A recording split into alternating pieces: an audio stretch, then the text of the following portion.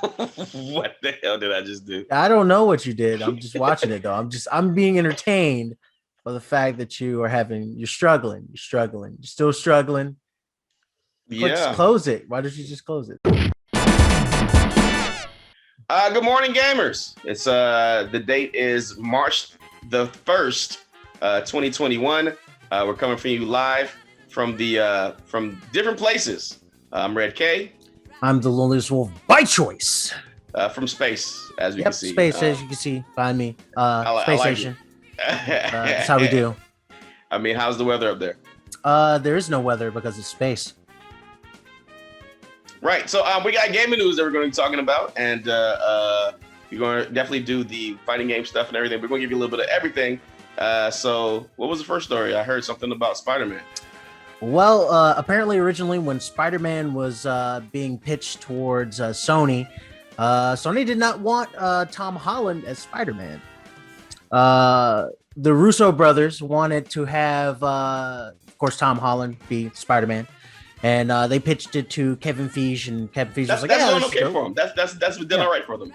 Yeah, they were like, yeah, we want Tom Holland to be Spider-Man, and Kevin Feige was like, yeah, that sounds like a great idea. So then they pitched it to Sony, and Sony's like, we don't know if we really want him to be a part of this series, and so on. So they kind of sort of dragged their feet, and with them dragging their feet on it, it just kind of sort of rolled into Tom Holland being Spider-Man. So it could have been a little bit different in the from these past few movies, as well as some of the crossover events with Civil War and Infinity War and Infinity the crossover MCU movies. It could have been a little bit different if there had been another actor playing a part. I really didn't think that Tom Holland does a great job as both Spider-Man and Peter Parker, and I'm actually glad that it didn't change to where he was somebody else or it had another actor playing the role for Spider-Man. I think he's a good blend of the two. We are Sony and we make great decisions. Just think about the first Spider-Mans and then the second Spider-Man we got that didn't work, but we did a reboot too. So we did another Spider-Man. We picked the best Spider-Mans. The Russo brothers and that whole MC whatever they don't know what they're doing. I mean, when it comes to all of that stuff, Sony's got carte blanche on who they want to pick and who for the roles and everything like that. But with the partnership, I'm glad it worked out the way it did. Tobey Maguire wasn't a great wasn't a great Spider-Man, but he was a great Peter Parker or a decent Peter Parker. I felt like a lot of his lines for Spider-Man came off really, really flat and dry. I like Black Suit Spider-Man. It was that was the bad movie. And you said that on purpose. Was it Andrew Garfield? Andrew Garfield was a great Spider-Man. Did not really do a really good job as Peter Parker. He was a little bit too. He wasn't like the nerdy kind of like nervous kid. He was low key cool with a lot of his stuff. He was super smart and stuff, which I did like. They tried to bring that aspect into his character. But he still just felt like he wasn't like a nerdy guy. He was skateboarder, kind of cool, but did his thing anyway type of guy. But his Spider-Man was really, really fun. I really enjoyed Spider-Man. And Tom Holland. Yeah, that was actually very interesting having him as Electro. I like that. And Tom Holland, I feel like, is a good blend of the two. They focus on his intelligence as, being Peter Parker and being one of the smartest characters in the Marvel U. His quirky, quick-witted banter and his quips and stuff that he would have as Spider-Man. And you still feel that like nervousness of him being, he's still a teenage kid that is trying to be a superhero. So he's really like scared that he's going to mess up. He's scared that he's going to get hurt, but he still has to like push and do what he's going to do. So I really do enjoy the fact that they have Tom Holland, who does an amazing job as both Peter Parker and as Spider-Man, kind of giving you that dual life experience for the character. I really do enjoy that. Once again, no, we are Sony. We greenlit Final Fantasy VII Spirits Within, and it was a great movie, and we should have did it again.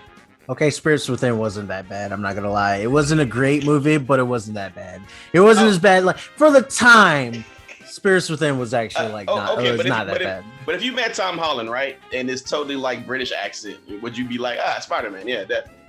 No, but he does a really good job changing his accent. So Yeah, he does cover that really well. Yeah.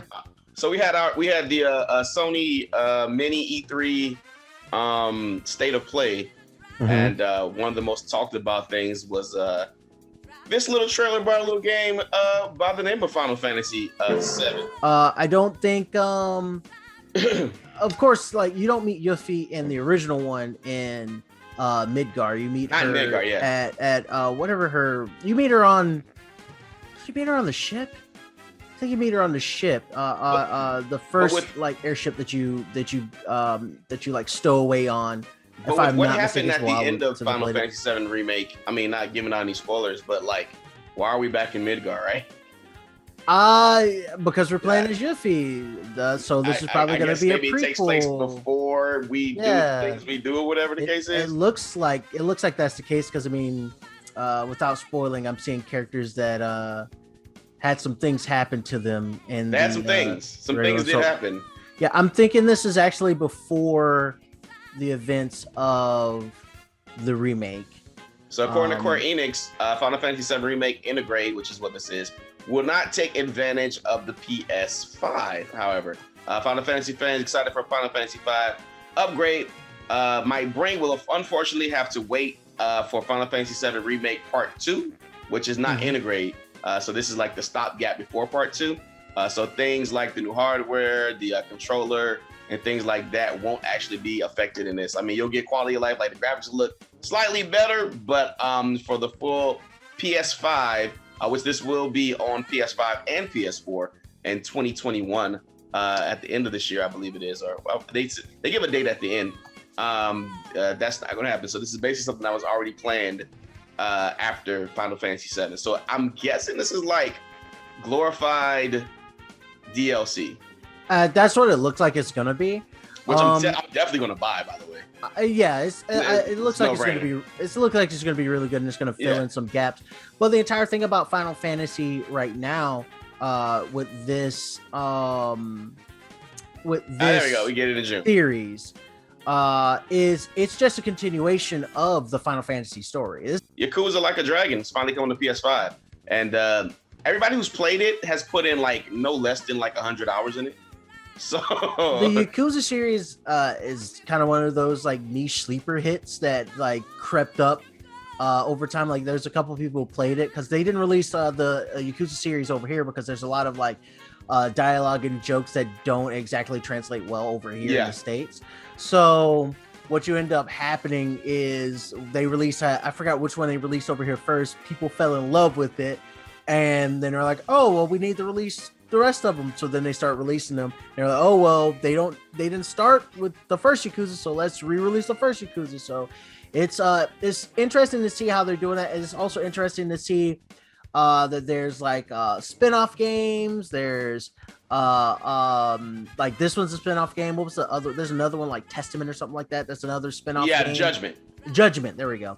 Yeah. That's another spin-off game in the Yakuza like universe. Very funny, you're playing as different people. They actually changed the voice actor and maybe the facial actor for that because he got in some trouble. Yeah, there's a lot of like crazy stuff that's happening with a lot of stuff. I mean, there's a couple things over in Japan that have had to like change a few things because of like issues with either the creator or some of the talent.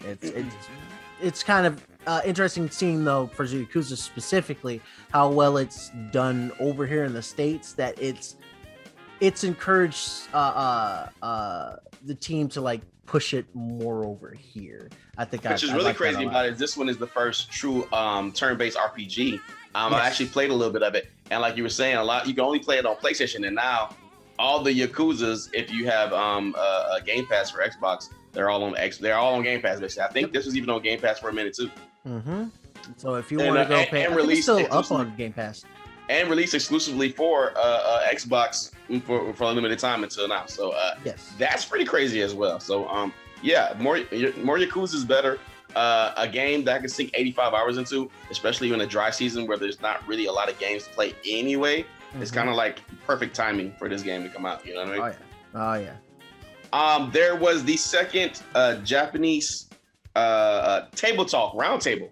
All the big heavy hitters were there. The Tekkens, your SNKs, your Capcoms, Playmore, that is SNK, Guilty Gear developer, SNK, Arc System Works. Arc System You Works, have Capcom, Bandai Namco, excuse me, I just backwards all that up. They're all like got together and their leads on their projects and stuff got together and have like their roundtable talk and seeing what they can do to improve the fighting game experience for players, new players. Primarily with the online, but just in general, they're trying to figure out what they can do to improve the fighting game experience for players, new and old. So yeah, and here on Wollie Mopped, we do focus on the fighting games more so than most other topics, which is kind of why we're doing like this program to begin with. But yeah, the Guilty Gear beta just ended, and it just put every Japanese fighter to shame for the most part when it comes to netcode. Playing the beta was such a weird experience when you first start up, because you're expecting like some kind of like latency, some kind of lag, or some kind of like rollback that's going to be negatively affect your gameplay. When you go initially start playing the game, it has like an eagle flying out of like a building and it's all this stuff. No drop frames on that. When it gets a thing for the intros to the character, no drop frames on that. Instantly into gameplay, no drop frames on gameplay. It was ridiculous. There was no real slowdown. There was no lag. It felt really, really clean and crisp for the gameplay, like almost 1-to-1, which is just insane to me. So not even for a fighting game, but just not even for a Japanese fighting game, just a fighting game in general. We also got this trailer for Ino, who is I'm not a Guilty Gear player. I played the Guilty Gear franchise, but I haven't really been in it. But I hear Ino, it used to be like she used to be one of the villains, and she's kind of like a time distorter, kind of like her and what's his name, Axel Lowe, kind of sort of are very similar in how they go about doing things, but Axel's trying to get back home and not screw things up, and is kind of like trying to manipulate things. Yeah, she is a manipulative woman who seems to have no qualms about hurting other people physically or mentally. She is. She looks like she's gonna kind of be fun to play. She looks like she's also going to be very similar to like previous renditions of her. Where and I hear that she is a problem. Yeah, she's not going to be fun to fight against. Yeah, I just did something. Did you see that? Yeah, I see it. I'm watching it right now. Look at this. Okay. And yes. It's actually freeware right now. The creators of GGP are actually working on another fighting game that's going to be coming out for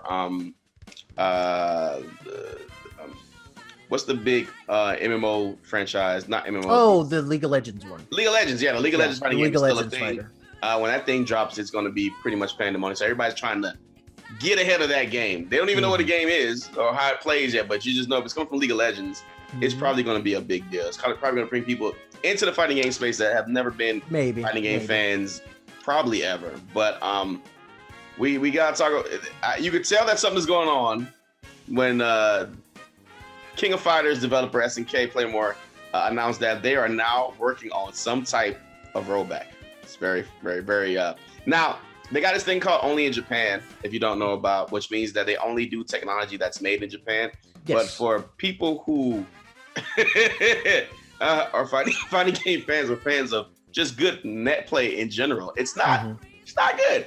Actually, Guilty Gear developers, they actually got one of the game, somebody who's actually pretty good at GGP on their team. They hired him from the States or whatever the case is, and he's actually working on it because, to your point, it was even better than some rollback that I played on other games. Boy, okay. The best fighting game that I've played that has decent online for now, that is Japanese based, not American based. Japanese based is Tekken, and even Tekken has some issues with their stuff. But the thing is, they're really not wanting to bring over something that's made over here in the States. They're kind of like, no, we don't want to do that. So I think what they should do, and this is just an idea, what they should do is they should at least try to get somebody like Arc System Works did.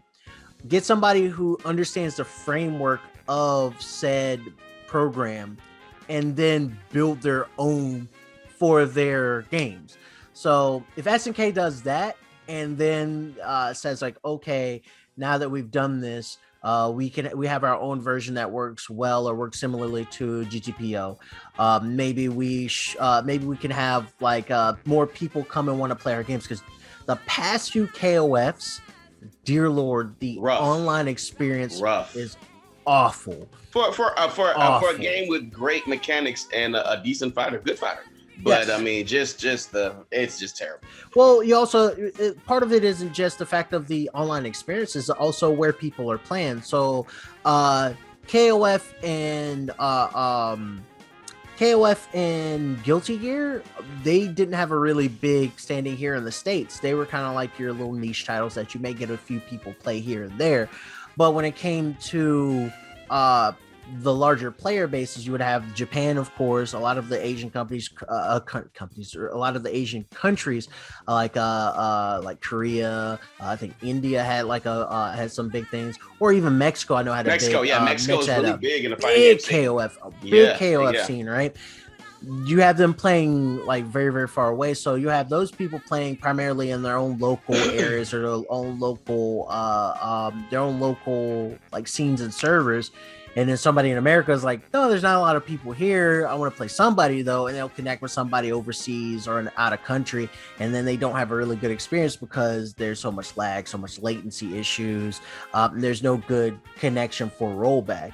And I mean, I've played some of the games game alive. Yes, I've played some of the games that actually do have the GGPO rollback and stuff like that. Like I know, was it Garo Mark of Wolves? Yeah, Mark of Wolves re-released it, and it has GGPO on it, and you can adjust the latency, timing, and stuff like that, and it runs really well, and it runs clean for being like a game that's almost 20 years old now.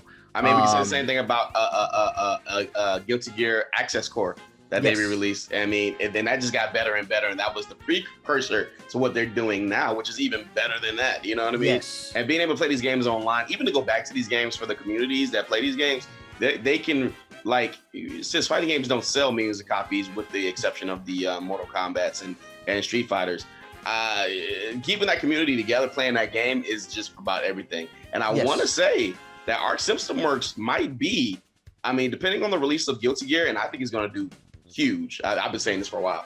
I think it's going to be the Capcom fighting game killer. I think we were talking about this off air about what's it going to do to Dragon Ball.